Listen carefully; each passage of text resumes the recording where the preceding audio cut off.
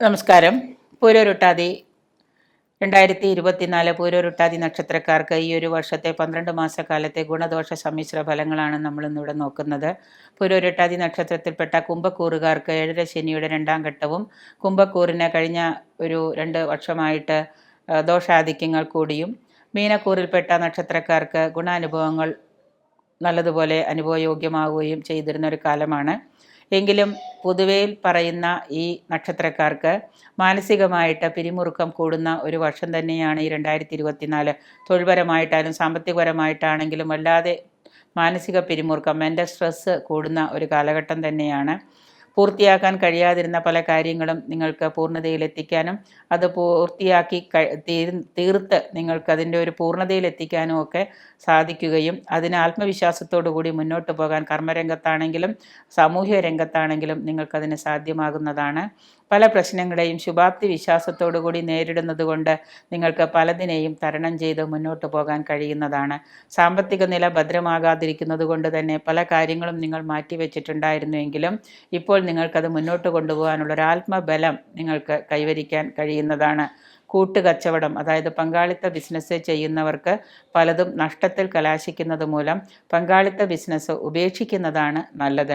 തനിയെ ബിസിനസ് ചെയ്യുന്നതോ അല്ലെങ്കിൽ ഒറ്റയ്ക്ക് ഓരോ കാര്യങ്ങൾ മുന്നോട്ട് കൊണ്ടുപോകുന്നതായിരിക്കും നല്ലത്. പങ്കാളിത്ത ബിസിനസ്സിൽ നിന്ന് നിങ്ങൾക്ക് നഷ്ടങ്ങൾ ധാരാളം വന്ന് ഭവിക്കും എന്നുള്ളത് കൊണ്ട് തന്നെ കൂട്ടുചേർന്നുള്ള ബിസിനസ് ഒഴിവാക്കാനുള്ള കാര്യങ്ങളൊക്കെ നിങ്ങൾ ശ്രദ്ധയോടുകൂടി കൈകാര്യം ചെയ്യുക. ഉദ്യോഗസ്ഥരായ ആളുകൾക്ക് പ്രമോഷൻ കാത്തിരിക്കുന്നവർക്ക് അത് സാധ്യമാകുന്നതാണ്. മനസ്സിന് ദുഃഖമുണ്ടാക്കുന്ന പല വാർത്തകളും നിങ്ങൾ ശ്രവിക്കേണ്ടതായിട്ട് വരാം.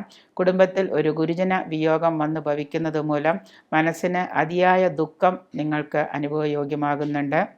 ഇൻ്റർവ്യൂകളൊക്കെ അറ്റൻഡ് ചെയ്തിരുന്നവരാണെങ്കിൽ ഇൻ്റർവ്യൂ ഒക്കെ അറ്റൻഡ് ചെയ്തിരുന്നവർക്ക് അതിൽ വിജയം കൈവരിക്കാൻ സാധിക്കുന്നതാണ്. വിദേശത്ത് ജോലിക്ക് പോകാനൊക്കെ ആഗ്രഹിച്ചിരുന്നവർക്ക് പല തടസ്സങ്ങളുമൊക്കെ ഇനിയും നേരിടേണ്ടതായിട്ട് വരാം. കൂടാതെ വർഷത്തിൻ്റെ ഒരു മധ്യത്തോടു കൂടി ആദ്യത്തെ ഒരു 3-4 മാസത്തിന് ശേഷം മാത്രമേ നിങ്ങളുടെ ആ ആഗ്രഹം പൂർത്തീകരണം നടക്കുകയുള്ളൂ. വിദേശത്തുള്ള ബന്ധുമിത്രാദികൾ നാട്ടിൽ തിരിച്ചെത്തുകയും എല്ലാവരും കൂടി ഒരു കുടുംബ സംഗമം പോലെ കണ്ടുമുട്ടുന്ന ഒരു സാഹചര്യങ്ങളും വന്നു ചേരുന്നുണ്ട്. കേസ് വ്യവഹാരം ഇതിൽ നിന്നൊക്കെ ഒഴിഞ്ഞു നിൽക്കുന്നതും, ഇവൻ ചെക്ക് കേസിൽ ചെന്ന് പെടാതിരിക്കുക, അല്ലെങ്കിൽ അതുപോലെ തന്നെയുള്ള സ്വത്ത് തർക്കത്തിലൊക്കെ ചെന്ന് പെടാതിരിക്കുന്നത് നന്നായിരിക്കും. നേരത്തെ ചെയ്തു വച്ചിട്ടുള്ളതായ പല കാര്യങ്ങളും ചിലപ്പോൾ തർക്കത്തിലേക്ക് വന്ന് എത്തിപ്പെടാനൊക്കെ സാധ്യതകൾ കാണുന്നുണ്ട്. ജോലി ലഭിക്കാനായിട്ട് ശ്രമിക്കുന്നവർക്ക്, സർക്കാർ ജോലി ലഭിക്കുമെന്ന് കരുതി കാത്തിരുന്നവർക്കൊക്കെ ഇനിയും അതിന് പല കാര്യ വിഘ്നങ്ങളും നേരിടേണ്ടതായിട്ടും വന്നു ചേരുന്നുണ്ട്. സന്താനങ്ങളൊക്കെ ആയിട്ട് ആലോചിച്ച് പല കാര്യങ്ങളും മുന്നോട്ട് കൊണ്ടുപോകാൻ കഴിയുന്നതിൽ നിങ്ങളുടെ മനസ്സിന് വളരെ ശാന്തിയും സമാധാനവും സന്തോഷവും കൈവരിക്കാൻ കഴിയുന്നതാണ്. സന്താനങ്ങളുടെ വിവാഹ കാര്യമൊക്കെ തീരുമാനമാവുകയും അതിനു വേണ്ടിയുള്ള പണച്ചെലവുമായിട്ട് ധാരാളം പണം നിങ്ങൾക്ക് ചിലവാക്കേണ്ടതായിട്ടും വന്നു ഭവിക്കുന്നുണ്ട്. സന്താനങ്ങൾക്ക് ഉന്നത വിദ്യാഭ്യാസമായിട്ടും ജോലിയായിട്ടൊക്കെ ഉയർച്ചകളും ഉണ്ടാകുന്നതാണ്. സന്താനങ്ങളുടെ ഉയർച്ചയിൽ മനസ്സിന് അതിയായ സന്തോഷം സാധ്യമാകുന്നതാണ്. വിദ്യാർത്ഥികൾക്ക് വിദ്യാഭ്യാസ കാര്യത്തിലൊക്കെ അലസത വെടിഞ്ഞ് ഉയർച്ച അനുഭവപ്പെടാനുള്ള സാഹചര്യങ്ങളൊക്കെ ഉണ്ടാകുന്നതാണ്. സാങ്കേതികമായിട്ട് പ്രവർത്തന രംഗത്ത്, അതായത് എഞ്ചിനീയറിംഗ് പോലെയുള്ള പഠനവുമായിട്ട് ബന്ധപ്പെട്ട വിദ്യാർത്ഥികൾക്കൊക്കെ നല്ല ഒരു പഠനത്തിൽ നല്ല ഒരു കാഴ്ചവെക്കാനുള്ള പരിശ്രമമൊക്കെ വിജയിക്കുന്നതാണ്. മാതാവിന് അസുഖവുമായി ബന്ധപ്പെട്ട് വിദഗ്ധ ചികിത്സയൊക്കെ തേടേണ്ടതായിട്ടും വന്നു ചേരുന്നുണ്ട്.